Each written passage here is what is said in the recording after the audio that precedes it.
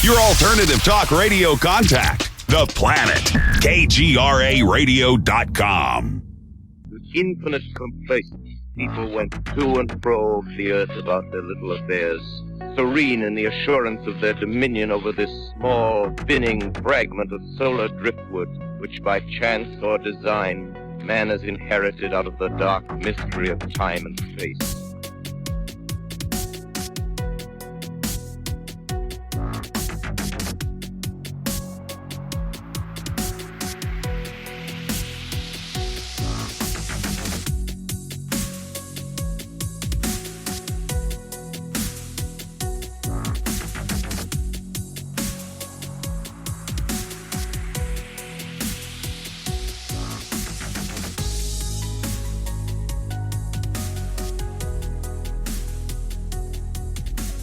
Well, hello, sir. Greetings and felicitations. How are you? Chubbier than I should be. Yeah, I know, aren't we all? I'm going to actually log out of Facebook because I have the volume up on this thing and people will start messaging me and, you know. Yeah, the Facebook pings. And yeah. Hearing. I have the same thing. Yeah. So I'm out of there. Let me just see. I turned off the house phone. I turned off the cell phone. And Ava is upstairs playing with her friend on FaceTime or something. I think we are good. All right. So you're all mine, at least for an hour or so. Yes, that's about all. Never mind. Another go-to joke. That's how we roll. Yes. We'll just leave that one lie. And there we go again. We'll just that can lead into more. That's what she said. You know, did I tell you about that incident at Costco a few months back? No. There. Oh my God, it was awful. You know, I'm a writer, so I go through a lot of ink. You know, like ink cartridges because I'm printing like hard copies of scenes and chapters to edit and whatever. So I go to Costco sometimes and I get refills on ink cartridges because it's like a third of the price. So I go in there and this short-haired, stern-looking woman with no sense of humor is like, you know, ringing me up or whatever. They make you pay before they even do the cartridges, okay? And so I give her the credit card. She runs it and gives it back to me. The receipt starts coming out, and the receipt is like never-ending. It's like da-da-da-da-da-da-da-da-da-da-da. By the time it's literally hanging 3 feet over the counter for like a $20 charge, I figure, okay, it's got to be near the end, you know, or something. I think it even started to pause. So I reach for it, and she puts her hands out. She goes, no, she goes, don't take it out yet. Like that.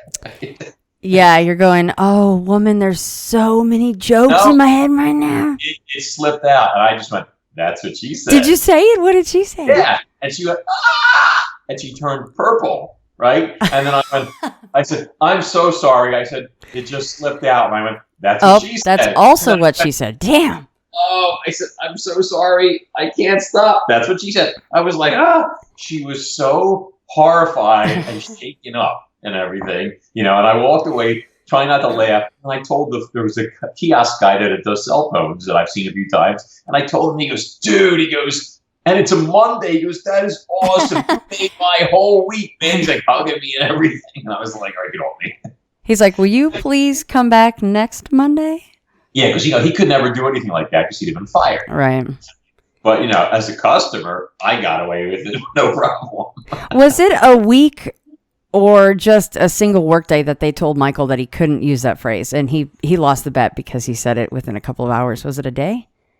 I think so, yeah. Yeah, couldn't get through. I mean, like, my friends on Facebook, it's like the running joke. They have memes and GIFs and all sorts of stuff like that. You know, like, you have to be careful what you say or post because they just jump on it. You know? That's what she said. Yes. Oh, God.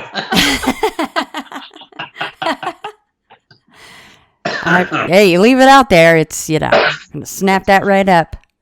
Isn't there a new group on there called the Meme Team or something? Cronus Rising Meme Team? Yeah, this guy Willis, he started it. Oh, your friend Willis did? Yeah, Willis Bayer. Yeah. That's the guy that saw the UFOs in Vietnam. I know. I still need to get him on. I'm going to bug him again this week. I'm not saying it's his fault. Like it just hasn't happened yet. It's it's mostly my fault. So I need to bug him again and be like, hey, let's just lock down a date and talk. Him and Will Draginis, who just passed away.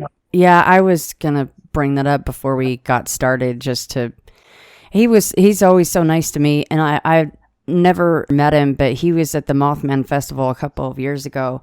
And he just picked up a bunch of stuff for me and sent it to me, which was really nice because I told him I wasn't going to be able to make it out that year. And he's like, well, I just picked up a few things for you. It's like this big care package with a sweater and posters and all this stuff. And I just, condolences to his family. Yeah. I was supposed to go up there with him and Scott to go hunting for that thing. And it just never happened. Yeah. I was wondering if you guys had ever met. I don't know why I've never asked you about it before because I've been in contact with Bill for some time. And you being kind of my go-to H2O creature guy, I don't know why I never asked that. So you were supposed to go out on some sort of an expedition with him. Last year, but he was, he had cancer and he was really sick. Yeah. And he was, declining. And, it was like we needed, like, he had, like, the boat and the knowledge of the lake.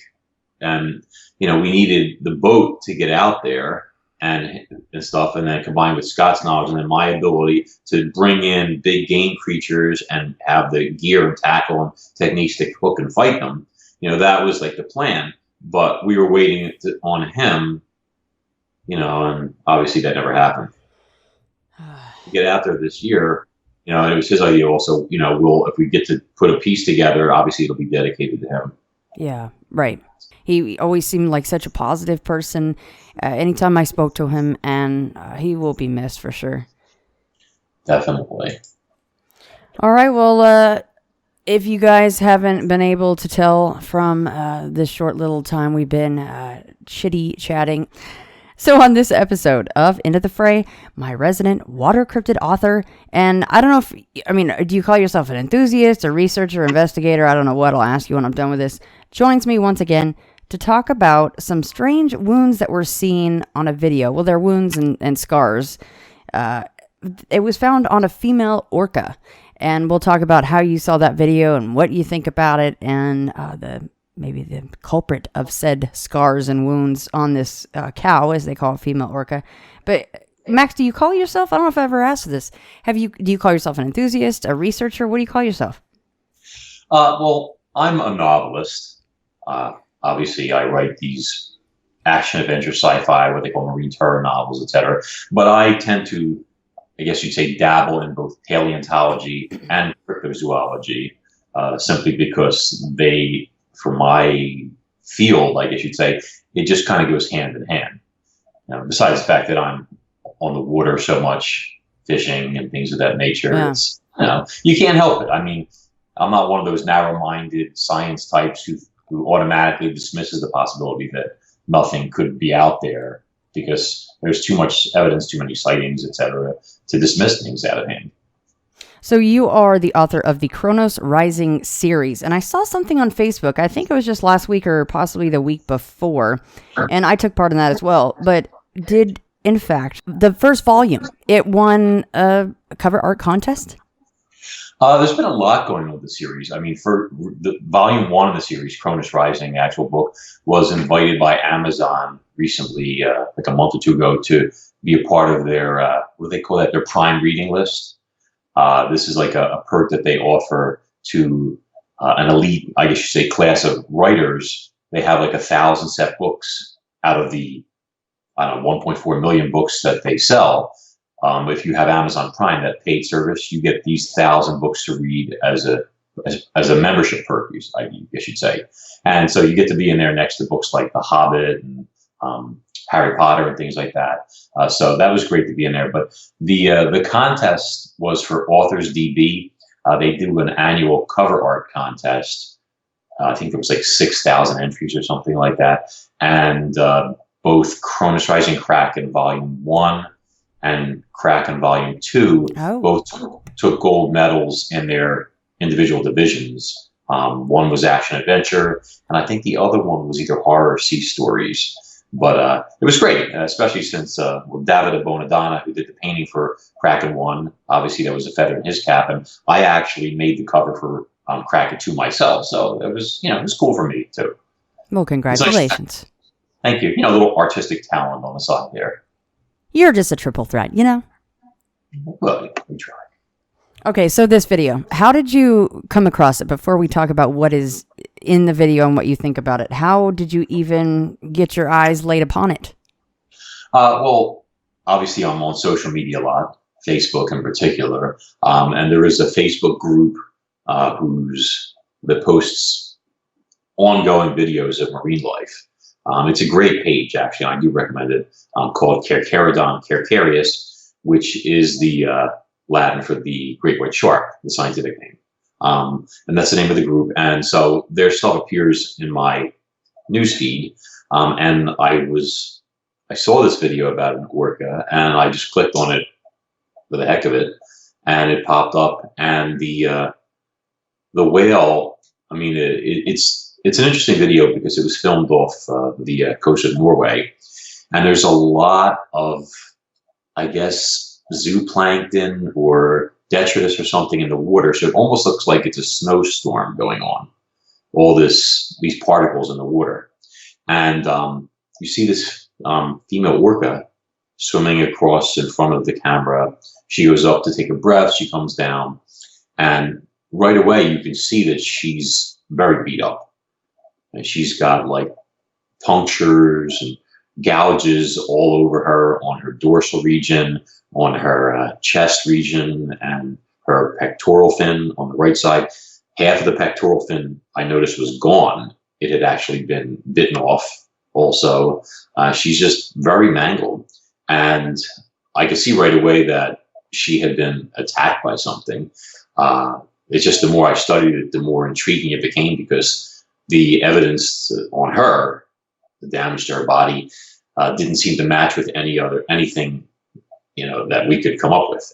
What you'd call the usual suspects, whether it would be like a propeller or a net or another killer whale. I mean, you know, I got into long conversations with a lot of people about different possibilities, and none of them matched up. So it was intriguing to find it, certainly.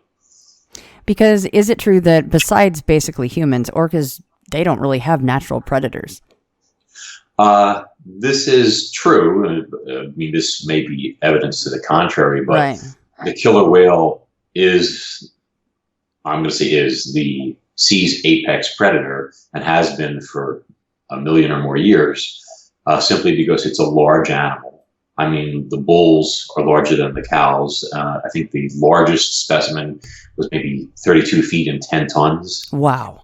They're incredibly fast swimmers, well over 30, sometimes 40 miles an hour in bursts. They're pack hunters, they're organized, and they're super intelligent. I mean, dolphins are rated as having top intelligence, let's say. Let's remember that the orca is the largest member of the dolphin family. So they're a communal group. You know, they live in families, and they're the best at what they do. I mean, any animal that can take down a blue whale, for example, that might be 10 times its weight, you have to respect them. And because of their organization, the fact that they travel in these groups, it's not just one animal. You know, there might be 6 or 10 or 20 of these things together. So no predator is going to mess with them. I mean, one orca is capable of killing a great white shark. We've seen that, where a mother orca by herself will take out a great white, kill it as a lesson to her calf, and show the calf how to even rip it open, take out the liver and eat it, etc. So even the great white shark is no match for a killer whale even one-on-one. But when you have a pod of these things, and nothing really wants to start with them. They're the best of the best when it comes to the predator. I mean, I've seen videos of one in the Super Predator special. They had them playing on the surface with the leftover head of the biggest giant squid that's ever been documented. I think the mantle, they said, was like 15 or 16 feet long, just that section. And they were tossing it around like a chew toy, which tells you that there was a 60 or 70 foot squid down there with all the tentacles, and they just went down, they killed it, tore it up, you know, and they were feasting on it, playing with their food, etc. They don't care.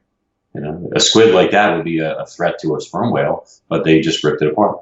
Can So you there's the apex predators supposedly. can you imagine being able to attach GoPros to a pod of orcas while they were tearing apart a squid that size? That would be incredible to see. Astonishing footage. I mean, I've seen videos of a diver who approached a group of orcas, and I think they were herding fish. I don't know if it was herring or what, but it was a while ago. And one male orca like swam close to the divers, like they knew the human beings were there. And I'm going to say he stopped about 40 or 50 feet away on a guess. He looked right at the camera and he snapped his jaws together in a warning. I mean, and it was, you could hear it even through the water. It was like just boom, like that, the power. And it was a warning from him. He was saying, don't intervene, don't get in our way, and don't bother us, basically. He could have grabbed that diver and killed him and eaten him. That wasn't the point. It was just a way of saying, leave us alone. And it was a threat. It was a definite threat. Well, they're very tactical. It's incredible when you read about some of these animals, the orcas, and what they do and how they travel in packs, and they're called the wolves of the sea and all of that. What is it? One of the bushes use the word strategery, right? They employ strategery, which is, of course, not a word, everyone. I was just trying to be funny. Yeah, but the unique thing about orcas is they just create their problem solvers, and they use different tactics for different animals, whatever they're hunting. Like, for example, there's a famous video of a seal on a big slab of ice, larger than an orca. The ice, God knows how many tons of weight, and they wanted that seal. So they worked together, and a group of them, they got side by side. I think there was like half a dozen, and they all swam at that chunk of ice at high speed, and they created a huge wave with their bodies, and it washed the seal into the water so they could get it. I mean, that's pretty intelligent to know that they could do that. They have different things they do that they'll do to corral fish and to take out sharks and to hunt whales. They know how to immobilize a large baleen whale by seizing it by the flukes so it can't swim, while other ones ram it from this side and that side. They push it underwater to drown it. I mean, they're just very smart when it comes to hunting. They're very good at what they do. Well, and that's what's so creepy and cool about what you brought up before about it warning the human being. It's not just some mindless shark like in a pack of fish or whatever, a pot of fish is in front of it versus a human and the calf's right there, and it's like, meat, mine. The orca was giving the human, as it recognized it being something different, the chance to just go away. Just don't get in my way, and I will not hurt you. That's incredible.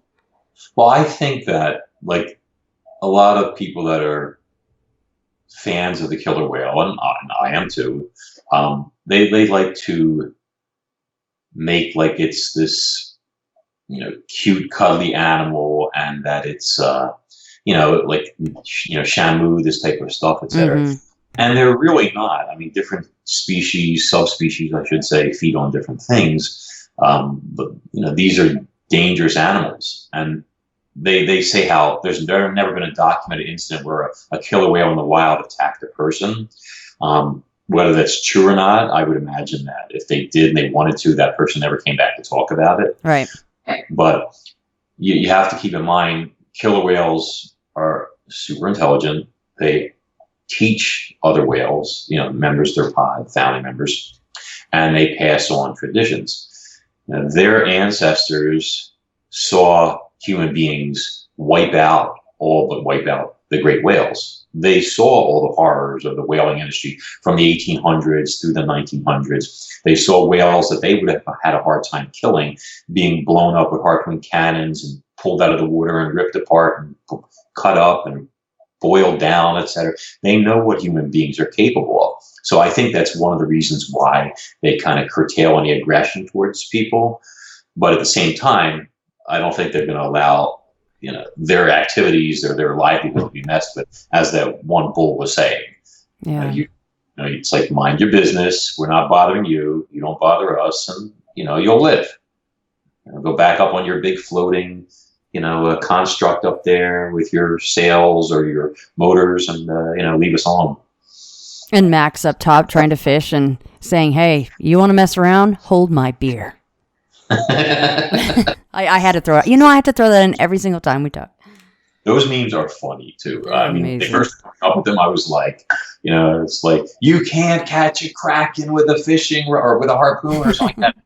Max Hawthorne, it's good. Hold my beer. It's be like my middle name. Yeah, Max, hold my beer, Hawthorne. That's right. You're like, please, I got this. Hold this right here. Well, it all started with the thing with the alligator. You know that many years ago, about 10 years ago, I had to save my dad from an alligator down in Florida that tried to kill and eat him, and I had to fight the alligator using a fishing net. You realize you've never told this story on this show, though. I don't know if you want to, but I didn't. I'm sorry. I don't think so. We were down in Florida in the Kissimmee area and shore fishing behind this property, our rental property, and catching tilapia. And all of a sudden, this big alligator came up, snuck up on us. I saw it at the last second and sprang back, and then it had my dad cornered. He couldn't get up. It was a super steep hill, and he was like 78. He had a heart attack recently. He wasn't going anywhere. He was cornered, and the gator started pulling itself up out of the water, and its intentions were obvious. It was going to grab him by the leg or something and drag him in the water and drown him and, dismember him and all that stuff. And I couldn't have that. He still owed me $20 and I needed it. So, I had no weapons. The only thing I had was like a 5-foot landing net that we were using to land the fish. So I ended up bashing it over the head, and it went back into the water, but then it popped back up, and then it was very angry. This thing was swelled up to twice normal size, and it bum rushed me, tail propelling it top speed. Boom, it hit the edge of the lake there, jumped out of the water, and I tossed my dad a digital camera. I said, take pictures of this. This is going to be cool. And me and this gator, it's like a gladiator match. He's trying to fight me, and I'm hitting him over the head over and over again. He's destroying my net. And, all that. I think I got him in the eye at one point. He got, annoyed, and he went back in the water. But it was an experience. So the point is, ever since then, people have been joking about, the crazy things I do. Yeah. It wasn't like I did that on purpose, or by choice, let's say. But the whole hold my beer thing, it should have been hold my digital camera. But are those pictures out anywhere? Or? I don't think I put them out. Maybe one, but I have a whole series of them. I'll show them to you. Yeah, see, the hold my beer thing now, guys, takes on a whole new meaning, doesn't it? Yes, it would be even better if I had actually had a beer in my hand at the time. You're like, I'm going to take care of this one-handed. No, we had one afterwards. We were sitting there, I remember. I bet. Yeah, talking and everything, and I was like, because you get a little shaky, when you're like, fighting a giant. Oh, well, yeah, maybe a little, Mm-hmm. Yeah, and I was like, and my dad was like, man, that was great, wasn't it? That's something you'll never forget. And I was like, yeah. I said, we're just lucky it wasn't like some 14-foot, 1,000-pound alligator. This gator only weighed like maybe 300 pounds or something. And then he goes, yeah, you're not kidding. I said, no, you don't understand. You see, I said, if that was the case, that I would have made tracks at Tijuana and he would have eaten you for sure. You're like, that's not funny. I'm like, no, but you're like, yeah. You're like, well, I say that for a reason. Florida, man. See? Florida. Oh, boy. Everything just wants to kill you. That's why I love it. Yeah, it's bad down there. Good Lord. Well, there you go. Okay, well, I suppose we should dig into why we're speaking about said video. And while we're starting to get into this, guys, if you want to pop over to chronosrising.com, the title of the article is Killer Whale Survives an Attack from a Living Mosasaur. And Max has got a nice write-up there. He's got pictures there, and also the actual video showing this female orca with all of these scars and wounds on her. And he's also got a nice narration behind it as well. So you guys want to pop over there while we're starting to really dig into this. So, okay, we've talked about orcas. Now let's talk about a mosasaur, and just let's glance over exactly what a mosasaur is, how big it is, when it was supposed to be extinct, which is, of course, now a big question if they are or not. But for those that may not be up to date on what exactly a mosasaur is, let's talk about that now. Well, mosasaurs are an extinct We can put that in quotes. I mean, I'm not saying 100% that this is a mosasaur, but it is definitely something unusual that did this. But mosasaurs were basically marine lizards that lived during the Cretaceous period, and that went extinct at the end of the Cretaceous period, along with all the non-avian dinosaurs. They were predators. I mean, some fed on shellfish, but predominantly predators. I guess even eating shellfish, you're still a predator. But and they ranged in size. I think the smallest species were maybe 12 or 15 feet long, and the largest of them were pushing 60 feet in length. And these were monsters like Hanosaurus, Mosasaurus hoffmanni, and Prognathodon. These were the sea's top predators back then. They filled a niche left behind by the pliosaurs when they went extinct around 90 million years ago. And they multiplied dramatically. They gave birth to live young and in clusters. And their young were self-sufficient from the moment they were born. So basically, they were able to multiply and take over all the oceans of the world for the most part. I mean, they wiped out all the large sharks, for example, like the Toxorina and all of them. By the end of the Cretaceous, all big sharks were extinct. And this is courtesy of these marine monitor lizards. Fast swimming, large heads filled with razor-sharp teeth. They actually had teeth in the roof of the mouth also to help anything that was in the mouth would get, guided back towards the throat, kind of a one-way ticket. Their jaws were able to expand like a snake so they could swallow large things. They were well-adapted marine predators and the apex predators of their day. So it actually sounds like kind of a nice, quick way to go. I mean, if you get past all the teeth in the jaw and then the roof of the mouth, considering the fact that the throat can expand, I hope I wouldn't make it down that far and still be alive. I would hope to be just crushed by the massive jaws. Well, I mean, I think an animal like that, anything it grabs, it's going to bite, probably shake the hell out of it to, immobilize it or make sure it's dead, and then crunch them down. I mean, I've had monitor lizards as pets, and that's basically how they kill their food. Yeah. They'll grab like a mouse or a rat, they'll slam it around, try and snap its neck or something, and then they gulp it down. These guys are basically doing the same thing. We have a little leopard gecko upstairs, and of course we feed her mealworms, and it's so cute because a lot of times she sees it moving, and that's what gets her all puffed up, and she's like looking like a little badass, and she goes to strike and then totally misses and bonks her face on the bottom of the tank. And I'm like, it's okay, you got this, let's do this again, second try. Puffs up, dials in, boom, right on the bottom of the tank again. I'm like, honey, the mealworm's going to go in the moss now, and you're going to miss it, so let's get it on the third. And usually she does, but it's just precious because she tries so hard. But when she gets it, it's exactly the same thing. She just looks like the biggest badass lizard that ever did walk the planet. She's like, I got you, mealworm. Sounds cute. Oh, it's precious. Yeah. She tries really hard, but anyway, bless her little heart. Okay, so let's start off the list of what you cover in the article of what it is not, as far as what caused all those marks on the orca. Well, I mean, the first thing is that when I saw these wounds on this animal, my knee-jerk reaction was that it had taken damage from another orca. But when you see that, especially in captivity, frustrated killer whales will rake one another with their teeth, things like that. But then I started looking at the markings, the tooth markings, and I realized they were too big, too far spaced, and it just wasn't possible to be an orca. Then I said, okay, well, it was probably a sperm whale. Maybe the pod was harassing sperm whales, and a sperm whale lashed out and tried to take a bite out of the killer whale. But the fact that there was multiple bites from different angles, it didn't seem to make sense. I mean, if you're an orca and you get bitten by a sperm whale once, you're going to keep your distance. Okay, but then I looked at the one bite that has dual rows of teeth on the dorsal, and you could see that the set of jaws that was on there was definitively not from a sperm whale cachalot, whatever you want to call it. The bite radius, first off, the bite mark was wedge-shaped, like you'd see like on a crocodile or something like that. You could see it's wider at the top of the dorsal and then narrower as it comes forward. You could also see that it was at the maximum width about as wide as her dorsal fin was high. And a cow orca typically has a dorsal fin about 3 feet high. So this bite was 3 feet wide. And that eliminated a sperm whale, because sperm whales' jaws are very narrow.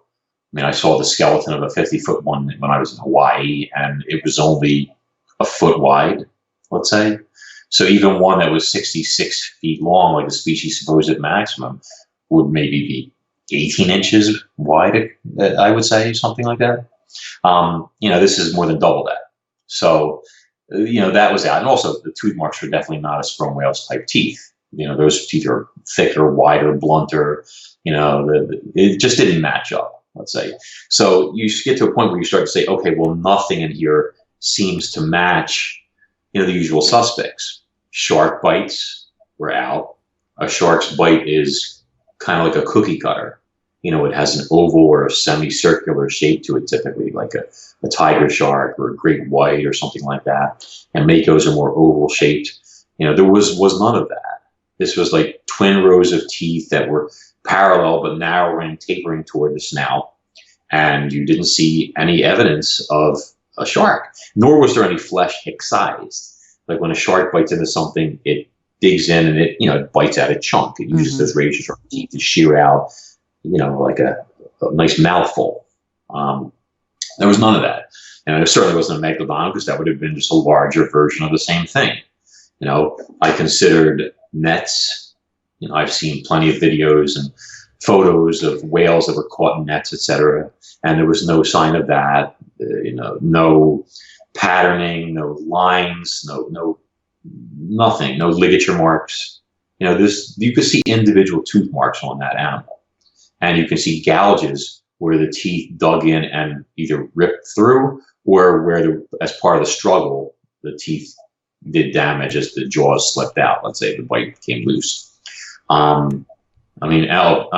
Propellers also. Prop damage. A ship would have killed the orca outright. A big ship, obviously. But a boat, 25, 30, 40-foot boat, props, does damage on orcas. And I've shown people photos of that. And it doesn't look like a prop. When a propeller cuts through an animal, and it's a horrible thing. Thank God it's never happened to me while I've been out. Yeah. But, you've seen on manatees, I'm sure, footage or, stills on whales, etc. But a propeller is a spinning blade. You got to think of it like I said this the other day to somebody, it's like a fan, okay? But a thicker, stronger thing with much more torque. And it's spinning at an incredibly high rate of speed. So this spinning blade is going to cut through anything it encounters like a screw. It leaves marks like that. So if the propeller is obviously in motion, meaning it's spinning, then obviously the boat is moving. So whether the whale's moving or not is irrelevant. The propeller is going to shear across whatever it impacts on the whale, and it's going to leave a series of screw-like marks and gouges. Whack, whack, whack, whack, like a fan hitting cheese. Chop, chop, chop, chop, chop. See what I'm saying? So the orca would have much different, deeper wounds that were more symmetrical and in a straight line pattern where it went cut, cut, cut, cut, cut. And you don't see that. Prop marks are very distinctive. So when you look at all these possibilities and nothing matches, then you got to say, okay, well, what did this? Where are these? These are bites, and what inflicted these bites on this animal? And you got to keep in mind, Shannon, this is a killer whale. That female is probably on an average 20 feet long. Unless she's the matriarch, she could be bigger. Right. Let's say 20 feet and 3 or 4 tons. And she's not alone. She's part of a pod. So you got to be pretty big and pretty badass to attack a killer whale with the intention of preying on it. That's part of, you got to have like the tools to do the job and the, hope that you can actually pull it off, let's say. So, but I didn't want to just like stick my neck out and start crying orca or marine crocodile or something like that. I wanted to kind of put this out there in front of some people first and get some opinions. So the first thing I did was I shared the Carcharodon carcharias video with several social media groups, some of which have over 30,000 members. And there's a lot of scientists in some of these groups, biologists, marine biologists, paleontologists, geologists. And, I got a lot of feedback from them. And a lot of people did the knee-jerk thing, and they said sperm whale, killer whale, propeller, net, all the stuff that we just talked about. Yeah. And, I got into, frank discussions with them and showed them samples of, what they're talking about, et cetera. And almost to a man, they agreed that it didn't, what they thought it wasn't, or they just didn't respond because then they didn't want to either look silly or couldn't come up with an answer.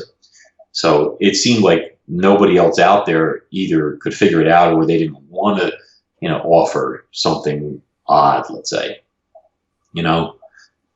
People don't like to stick their necks out, so to speak. Yeah. Except for me. Me, I'm like out of dodge. But so then what I did next is I actually sent my blog post to one of the top marine biologists out there, and I don't want to throw his name out there because as a scientist, these guys don't like to be associated with cryptozoology for the most part. But this guy is amazing at what he does. I mean, this is a man who swims with pregnant whale sharks the size of a bus and performs ultrasound on them. So wow, he's seen it all. Okay, and he's familiar with orca bites and everything else like that. And I wanted his opinion, and he was very excited about the footage. He's as was my initial knee-jerk reaction. His was to assume that it was interspecies aggression from another orca. But he did add, and this is a direct quote from his email, "I've never seen pictures of wounds like this, though." And then he also said, "I suspect Norwegian waters would be a bit cold for large predatory marine reptiles, but hey, I guess leatherback turtles get up there." So the marine reptile, the cold thing, I mean, that's not an issue because we learned a few years ago through research that plesiosaurs and mosasaurs all had body temperatures that were as high or higher than cetaceans. I think mosasaurs were actually at avian levels, 99 degrees or higher, and we know they all had blubber. So they were adapted to a cold marine environment. The interesting part was that this guy said he's never seen pictures of wounds like this. So that tells you that he hasn't seen an animal do damage like that. So now where are we? What causes this thing? So since we haven't mentioned his name, I feel comfortable asking you this. Did he, in fact, ever hear the word mosasaur? Did he read it from your article? Did you ever bring it up to him? I mean, did that ever come up in this conversation with the marine biologist? Oh, I asked him. I said, could this be something as fantastical as a mosasaur or some sort of marine crocodile, some species we're not familiar with, et cetera? That's why he made the comment about the waters being a bit cold for large predatory marine reptiles. And he said, but of course, leatherback turtles get up there. Yeah. And leatherbacks are adapted to a marine environment. They have adipose tissue, brown adipose tissue to insulate them, and they generate their own body heat. So, that part is really not part of the equation. The real thing that's the focus is what did this damage, And it's not just the fact that the whale's been chewed up. See, I mean, if you watch the whole video on Carcarius's page, what you see is that, first off, the orca is not alone. She has a large, and as I pointed out on my presentation, a large and very well-fed male orca, a big one, is swimming with her underneath her, and I would assume, and from his behavior, he's kind of keeping an eye on her, standing guard, protecting her, that kind of thing, because he's traveling beneath her and kind of like looking around. You can see him doing this as he moves. So she was definitely a member of a pod. Now, the other interesting thing is that she's very malnourished at this point. Her stomach is caved in, her body is leaned out, and she's got what marine biologists refer to as a peanut head. And that's where an orca is not eating, it's starving, and the fat on the behind the head and on top of the head, it starts to dissolve away, and the animal's head starts to look like a peanut. Even its snout becomes longer and thinner in appearance, more dolphin-like, because it's losing the tissue in the melon where they generate their sonar and such. So this animal is not able to eat, and it's not presumably from a lack of food, because the bull, he's well fed. I mean, he's fat as a house, but she's not eating. So that leads me to believe that the wounds, which are already whitish, so they're you're already semi-healed, or not semi-healed, but like healed, like I guess scabbed over, were probably several weeks earlier, and she hasn't eaten since then, or something. So that begs the question then: is it damage from whatever attacked her, or is it something that was in the bite that made her sick or something like that? Because she swims, like, she's not swimming well. You can see she's kind of weak. She looks sickly. She's not energetic or swimming strongly. And, I was talking to one of my readers, Willis Bayer, and, he was saying that maybe the rotting meat and the teeth or whatever attacked her might have infected her. And that's certainly possible. She could have gotten sepsis from a bite. Yeah. Or like a Komodo dragon, which has actual venom in its jaws, there may be something like that. I mean, Komodos are monitor lizards, and if this was a mosasaur, for example, mosasaurs are marine monitor lizards. So, there's the possibilities in terms of that as well. That's interesting. I hadn't thought about that aspect of it. Can you imagine something that big? Like, it needs to have a venomous bite. I mean, come on. I think if you look at the Komodo, like a mosasaur, its teeth are not enormous like a pliosaur. I would say like I have in my collection some of the largest mosasaur tooth crowns. Prognathodon is the species in the world, and they're 3 inches long, the actual tooth height, the exposed portion, and that animal is probably about 40 feet long. Yeah. So their teeth aren't designed to dismember things very easily. So a lot of their prey with those jaws that can expand is things that they can naturally swallow. And certain species that are able to rip larger prey items apart would do so by biting in and shaking it and trying to tear loose a chunk. Sort of like what a crocodile might do or something, twisting and turning and things like that.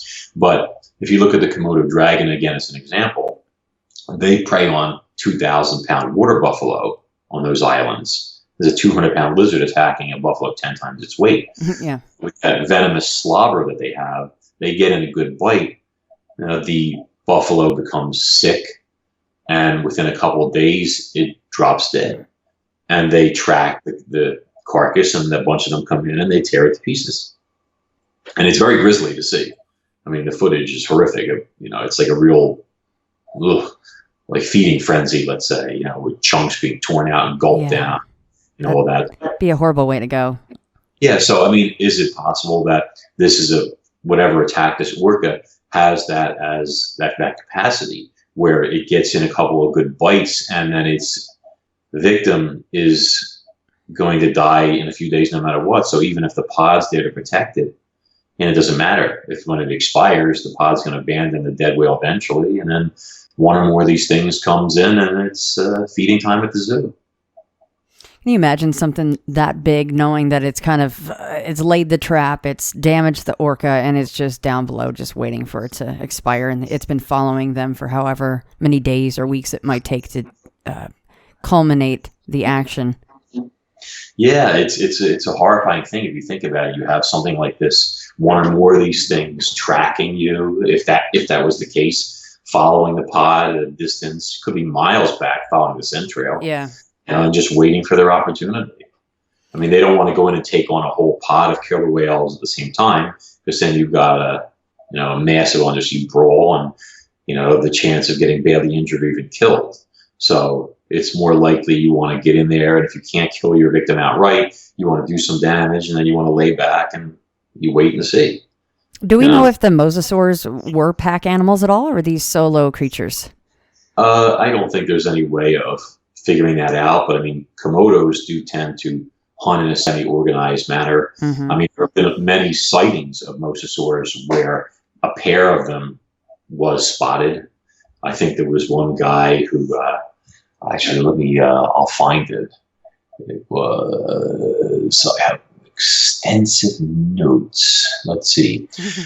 This is in New Zealand in 2006, so recently. And a gentleman by the name of Ian Levy had his boat attacked for an hour straight by a pair of very aggressive animals that he described as 20-foot crocodiles with fins. Oh, my God. Yeah, they attacked his boat, rammed it, smashed it. I don't know if they were trying to sink it to get him in the water or trying to knock him overboard or what. But and the boat was totaled. He returned home with a wrecked boat. People said he was full of it, and he did the damage himself, and he was trying to get insurance money, but he had no insurance on the boat. So, but he was, the repair of these things. And there was another sighting. I think it was off the coast of Scotland, and a guy, I don't have the info in front of me, but was watching with binoculars, and he saw a whale carcass that had drifted into the shallows, and a very large animal that sounded like a huge mosasaur. He described it, I think, as being dark brownish, almost black, seized the carcass and pulled it, dragged it out in the deeper water at terrific speed. And then a second one showed up, and the two of them, together proceeded to start tearing chunks out of it. So that poor Ian guy, I would imagine he just sold the boat just to say, screw it, I'm never going on the water again. Or he's doing the quintessential Jaws line where he's on his boat and he's going, I'm going to need a bigger boat. After an hour of that would be terrifying. I couldn't even imagine it. Of course, if it was me, I would be like, jumping on one of their backs. Hold my beer. I got him. Tethering the rodeo line in the mouth and just hanging on. Get your 8 seconds in. Trying to choke him out so I could pull him over. Meanwhile, his mate is like, trying to remove my head. That'd be great. Yeah, it's good times. It's just par for the course for you, Max. It's just a normal day for Max Hawthorne. There you go. All right, let's talk about what you did. And when I read this at the end of the article, I'm going, oh, that's kind of a cool little coup de grace there. Talk about what you did with the cropped image in relation to the injured orca. The what image? I'm sorry. The cropped image of the mosasaur. Oh, the cropped image. Yeah. Scott Mortis, who's a well-known cryptozoologist, I had spoken to him about this, and he had suggested that I try and see about comparing skulls of different animals to see if I could find something that would match up in terms of like the tooth marks, the bite pattern. And I eventually found a skull of prognathodon, image of, I should say, and I removed the lower jaw to get it out of the way. And then I adjusted it to what I calculated would be about the size of the bite. I figured that the attacking animal had a reptilian-like head, a wedge-shaped head about 8 feet long. And when I adjusted that skull image to about that size, calculating the female orca as being about 20 feet, let me just interject that, which is about average for the species.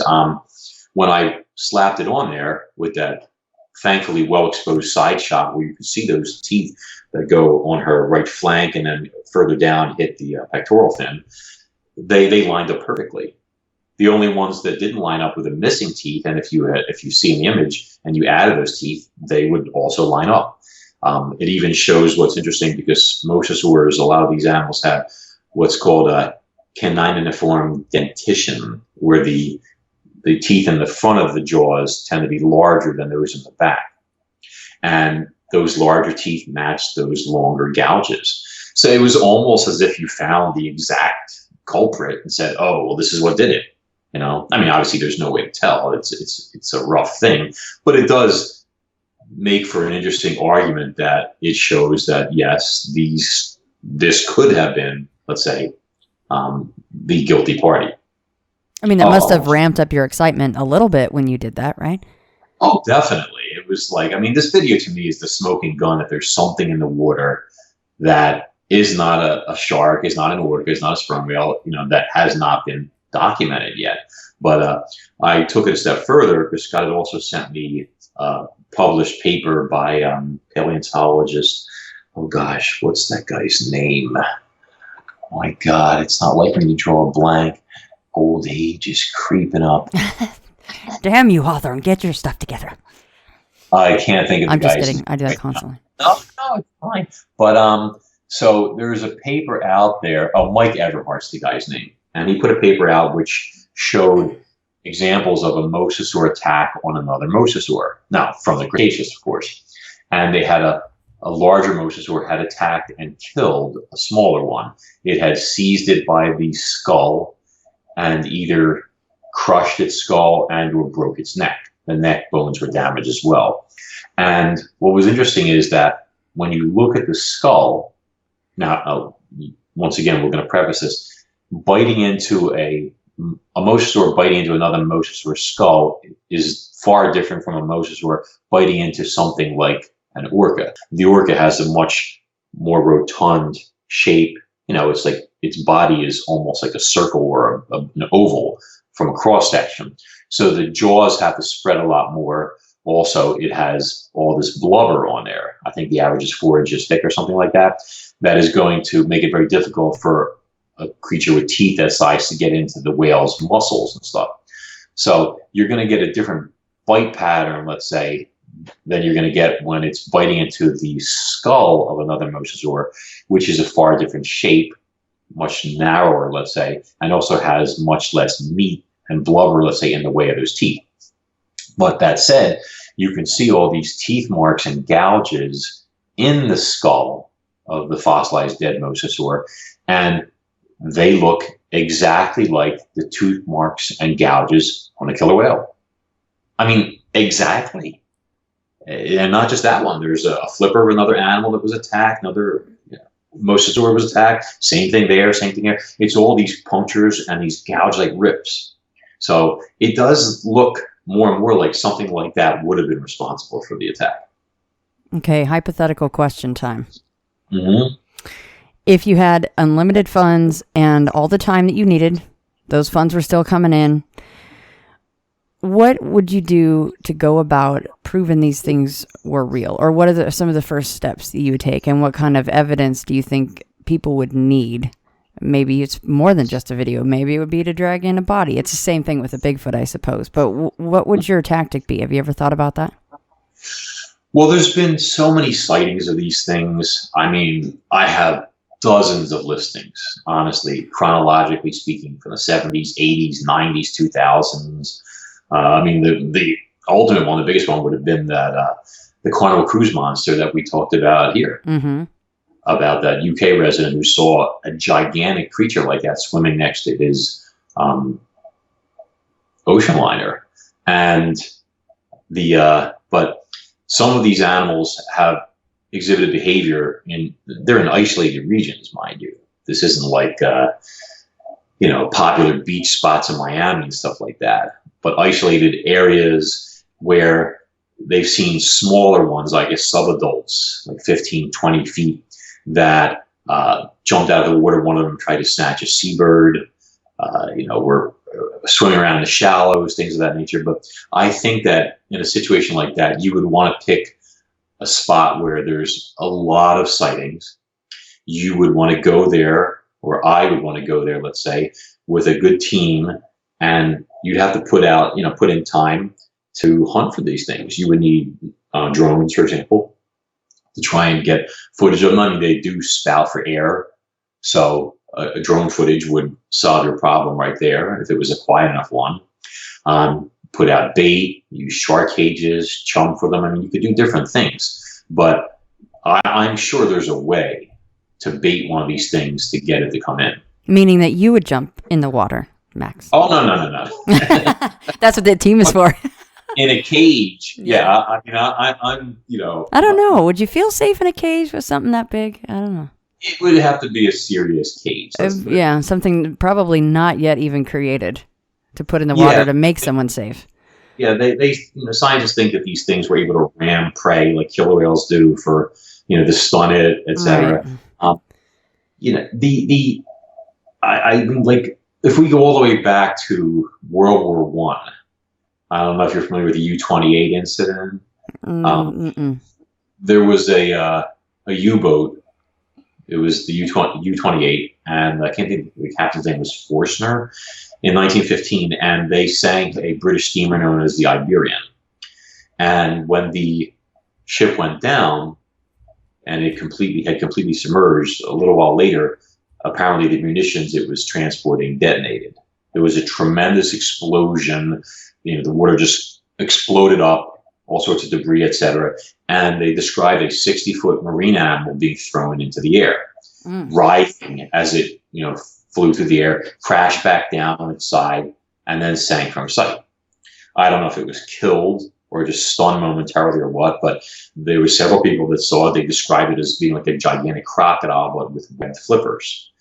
So, I mean, this is most likely the same type of animal or whatever it is. It could be a marine croc that just seems like a mosasaur. I have no idea. Right. It was undoubtedly feeding on the dead and dying crew and passengers of that steamer. A 6-foot person to a 60-foot marine crocodile or mosasaur is the perfect size meal. Yeah. If you think about it, there doesn't have to be a lot of shaking and chewing, et cetera, and like that. It could be just gulped down one after another, horribly as it is. But the point is that in times of war, there's a lot of sightings like this. It's quite possible that these animals grow to realize that the sounds of munitions being detonated, torpedoes, the ship itself blowing up after it sank, means there's an easy meal to be had. So you could do something like that. You could throw M80s into the water. They do that in Montauk when they're fishing for sharks, and it works. I know because I was there for it.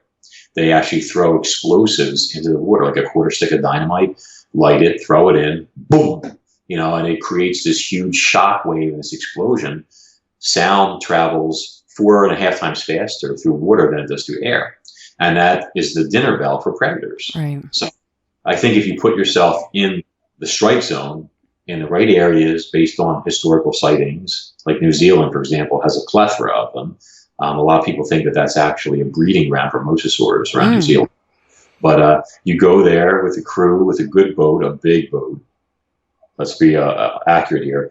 If you're hunting something that could be 60 or more feet long, you don't want a 20 or 30-foot boat, okay? You're going to end up as dinner. So, you have drones to survey from the air. You have a good shark cage. People experience with this type of thing, good video crews, etc. And maybe something that you could try and capture it. I mean, I'd hate to kill what is undoubtedly a rare animal, but if there's some sort of, tranquilizer that could be shot from a gun that might be able to see that's another issue though. What I just said, a better way would be something more like the Jaws barrels thing or something, come to think of it, because the problem is that, like, somebody had asked me recently, actually on a show recently, why a mosasaur hasn't been found, like a carcass or floating dead, etc. A lot of marine reptiles, plesiosaurs, this is documented, pliosaurs, even modern day crocodiles, they eat rocks, or end up being called gastroliths. These are stomach stones, because these animals, when they breathe in air into their lungs, they're holding a bunch of air in there. They have a difficult time submerging while holding their breath. I mean, if you think about it, if you're in a swimming pool and you take a deep breath and then you try and swim to the bottom, it's very difficult to do. Right. Whereas if you expel most of your air, you can do it much more easily. So hunters know that when they shoot a Nile crocodile, for example, they have to get the body immediately, or preferably kill it in the shallows or on when it's like basking in the sun, because it will sink and they will lose the crocodile. So if mosasaurs do the same type of thing, and there's no reason to think they don't, then when one of them dies, it's going to sink from sight. So the problem here is if you tranquilize one of them and it loses its air, then you may have the same problem. Right. So a way of harpooning one, let's say, with some sort of buoyancy device that would exhaust it, force it to the surface, stop it from swimming. They do that when they bait the white sharks that they like to weigh on that TV show, the one with the ship where they pull them out of the water and weigh them and stuff. Yes. They do the same thing. They have these buoys, like the ones they use to put between boats and docks and stuff. And these things are like big flotation devices. And the shark gets exhausted, dragging the stuff around, trying to submerge. And eventually it's forced to the surface and it's too tired to do anything. So if you could bait one of these things with something like that, then that might solve your problem. And you'd certainly be in a great position then to examine it, document it, etc. Can you imagine that actually happening, though? Being on a ship and you've tranquilized it and you've got it, it's buoyant and it's just floating next to the ship and you're able to, look at it that closely and touch it. And I think that would just, I don't know how you would ever top something like that in your whole life. You would. It would be like Jurassic World in the flesh. Of course, that doesn't mean, we got this thing and it's exhausted, or we tranquilized it too now and it's safe, because what makes you think there's not a mate down there, right, or several of them, say? So, the danger is not necessarily past. But yeah, it sounds crazy, but let me tell you, if we're with the right production company, I would do it in a heartbeat. And let me tell you, we'd have a good chance of pulling it off too. Well, I would love to see you out there. I think if anybody could put together a good team and have the right formula for it, it would be you. I know you've been looking at this stuff for a long time, so. And we'd have a lot of beer. Well, yeah, you got to have the beer, yeah. Just have someone right there to hold the damn thing when you have to handle business. Exactly. You don't want to spill any. It's wrong. Sacrilege. Well, Max, it's always a pleasure to have you on, and I think that it goes without saying that the next time any of these interesting things come to light, you'll be back on to talk with the End of the Fray audience about it. Oh, it's my pleasure. I'm always happy to be here. You guys have great people and a great audience, and I thank you very much for the invitation. What's next with your writing and all of that? Any new things on the horizon for Max Hawthorne? Oh, well, I'm a little behind right now, finishing up the next full-length novel in the Cronus Rising series. And when that's completed, I'm starting an exciting new project, which I obviously can't do any spoilers on, but it's going to be pretty intense. Let's just put it that way.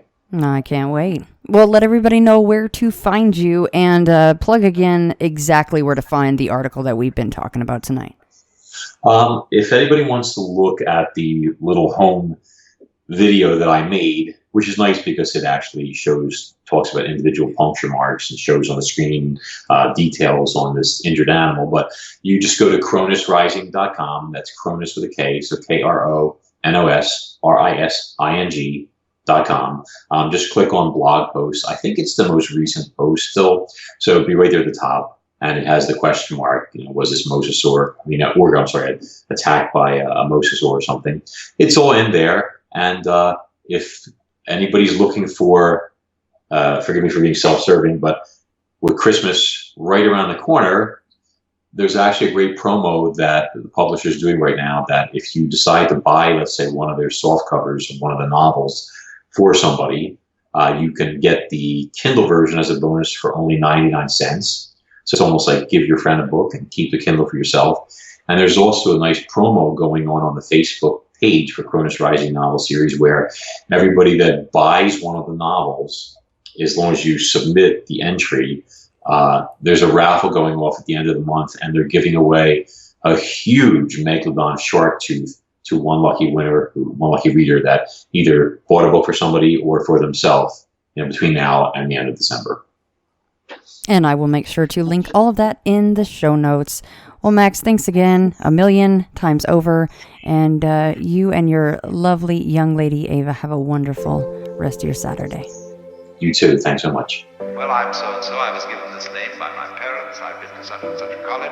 I've done these things in my profession. I produce a little biography. Buddha says, forget it. That's not true. That's some story. That's all gone. That's all past. I want to see the real you are now. Well, nobody knows who that is. Because we don't know ourselves except through listening to our echoes and consulting our memories. But then there's a real evil, and that again leads us back to this question. Who are you? That is the real you. We shall see how they play with this exam. By the koans to get you to come out of your shell and find out who you really are.